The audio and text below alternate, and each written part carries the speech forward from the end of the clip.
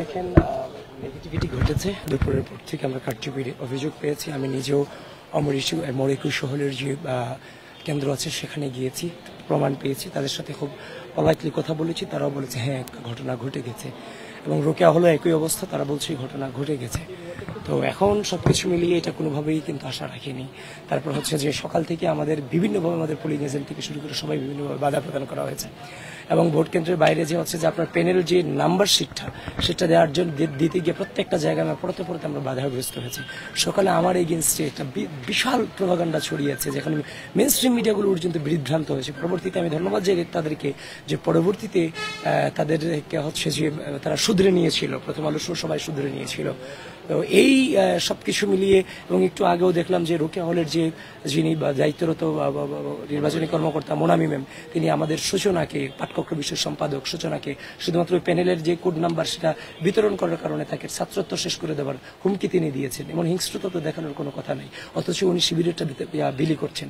তো সবকিছু মিলিয়ে আমরা কিছুটা শঙ্কায় আছি। এবং হচ্ছে যে নির্বাচনে যে কারচুপির অভিযোগ এসেছে, মেইন স্ট্রিম মিডিয়া অনেকেই দেখলাম যে কারচুপির অভিযোগের প্রমাণ পাওয়ার ব্যাপারে তারা বলেছেন। আমরাও নির্বাচন কমিশনের কাছে লিখিত অভিযোগপত্র জমা দিয়েছি। সবকিছু মিলিয়ে আমরা হচ্ছে যে সর্বোচ্চ ধৈর্যের পরিচয় দিচ্ছি এবং আমরা ধৈর্য ধারণ করছি। কিন্তু এখানে একটা আমরা দেখেছি গেটের সামনে, আজকে এই কেন্দ্রের গেটের সামনে কিন্তু আপনাদের কিছু প্রচারের লিফলেট পড়েছে।